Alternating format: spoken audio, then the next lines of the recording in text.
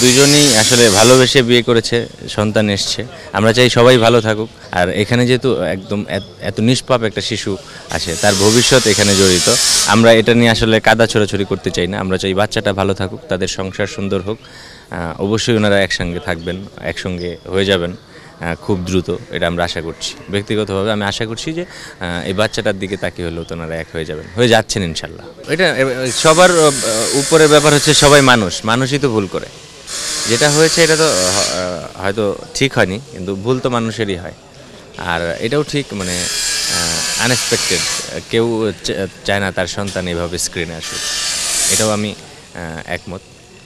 হয়তো ওনার দিক থেকে আমরা চাই সর্বোপরি একই কথা, ওনারা ভালো থাকুন, বাচ্চাটার জন্য আমরা এক হয়ে যেতে চাই।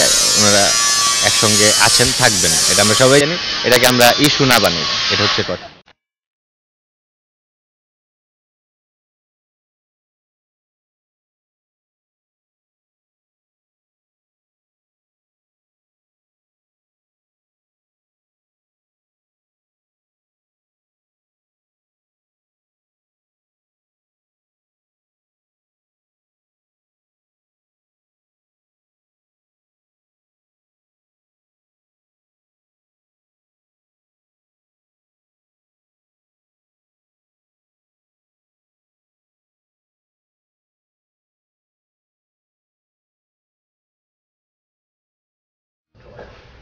আম,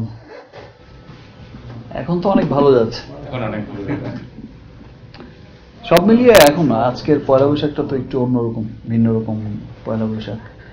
এতদিন আমি হয়তো কারো ছেলে ছিলাম, আজকে আমার ছেলেকে নিয়ে আমি পয়লা বৈশাখ করছি। মানে এতদিন আমি ছিলাম আরেকজনের সন্তান, আরেকজনের, আমার বাবার সাথে মায়ের সাথে পয়লা বৈশাখ করেছি, সকালে খেয়েছি বা যাই করেছি, আনন্দ উল্লাস। এবার পয়লা বৈশাখে আমার সাথে আমার সন্তানই যোগ হয়েছে।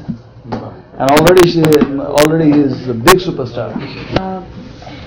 আসলে অন্যরকম।